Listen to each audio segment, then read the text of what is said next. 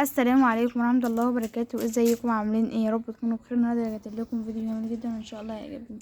النهارده يا حبايبي اخدت عند الطيور، كنست لهم ورشت لهم المكان اللي هم قاعدين فيه، حطيت لهم اكل عشتهم، بعد كده سبت لهم العيش الناشف وهخرج بقى.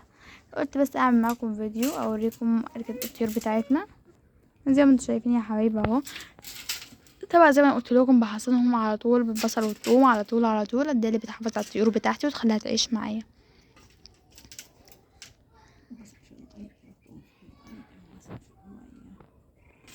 وبحط لهم برضو عسل في الميه، وبحط لهم حلبة في الميه، يعني الحاجات دي كلها كويسه جدا للطيور، بتقوي المناعه بتاعتهم. وزي ما انتم شايفين يا حبايبي اهو، زي ما قلت لك هتحافظي على الطيور بتاعتك بالمنظر ده، مش هتحافظي عليها الطيور بتاعتك تموت على طول. اهو ماما تتكلم معاكم. السلام عليكم ورحمة الله وبركاته. ازيكم عاملين ايه؟ يا رب تكونوا بخير. النهارده بقى بنتكلم مع بعض. احنا فعلا زي ما سهيلة قالت لكم كده، كنسنا المكان بتاعهم ورشناه، كنسنا المكان ورشيناه كويس، وقلنا نعمل مع بعض فيديو كده 3 دقايق نتسلى مع بعض عشان ينزلوا على القناه، ونقول برضو نفس الكلمتين المهمين اللي بتفيدكم وتفيد قناتكم. بس اهم حاجه اللي يسمع الفيديو بتاعي ما ينساش اللايك والاشتراك وتفعيل الجرس عشان يوصل لكم مننا كل جديد، لان احنا كل جديد بننزله معاكم على قناتنا. يبقى انتوا برضو ما تنسيش تعليق حلو منك، وان شاء الله ربنا يكرمكم ويكرمنا يا رب باذن الله، عشان قناتنا بس تكبر، مش هتكبر الا بيكم.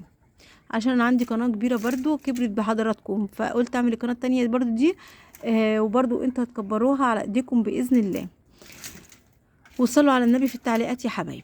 بنرجع للفيديو بتاعنا. طبعا اهم حاجه التحصينات بتاعتنا اللي بنقول عليها كل فيديو بنتكلم عليها، طبعا التحصين المهم والجميل ومضاد حيوي وكل حاجه، اللي هو بصلايه لو خرطتيها، ولو ما خرطتهاش وحطيتيها في الميه جميله جدا برضو، ولو حاجه تاني، ولو سبتيها كده هياكلوها برضو، هيفضلوا ينقدوا فيها هياكلوها.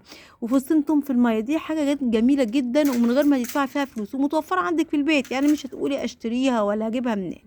ماشي. فالحاجات دي كلها لازم تهتمي بيها علشان طيورك تعيش معاكي شويه، تعيش معاكي مثلا تديكي كام بيضه كده، يعني تعيش معاكي، يعني مش هو طبعا الموت ده بتاع ربنا، بس عشان خاطر الميكروب ما يمسكش في الطير بتاعك وايه، وتلاقيه مات على طول منك، لان الطيور لما بتتحصنش كويس بتلاقيها تتنطور منك، واحد ولا واحد تلاقيه جاله مرض الكساح في رجليه مش قادر يقف على رجله.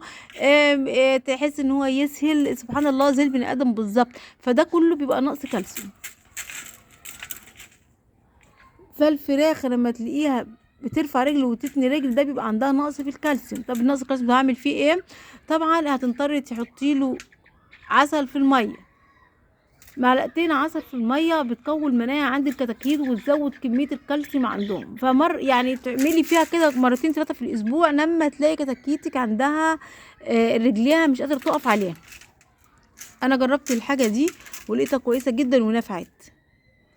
اه عشان كده بسم الله ما شاء الله تشوفي الفراخ بتاعتنا حلوه، والله اكبر بسم الله ما شاء الله، عند الكبير وعند الصغير وعند اللي كده يعني، واللي بيبيض اهو.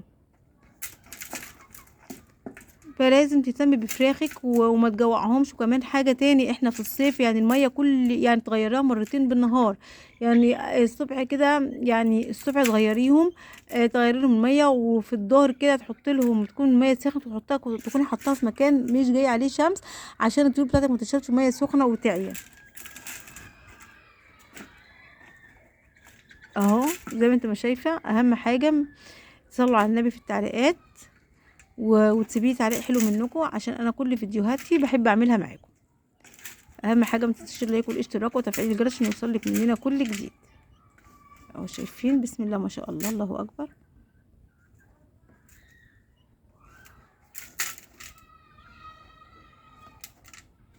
اهو شايفين الفراخ بتاعتي ديت، اللي هما اللي بياكلوا في الطشت دوت، الطشت قديم عندي حاطلهم بياكلوا فيه. دول بقالهم من شهر رمضان عندي، يعني بقالهم كام شهر كده، حوالي 5 شهور، 5 شهور عندي. بس ايه، هما دول فيومي روزي اهو شايفين.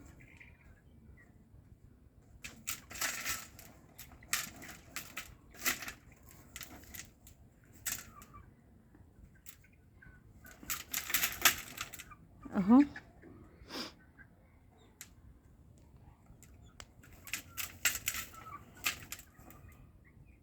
اهو. اهم حاجه لو عجبك الفيديو متنسوش اللايك والاشتراك وتفعيل الجرس عشان يوصل لك مننا كل جديد. سلام.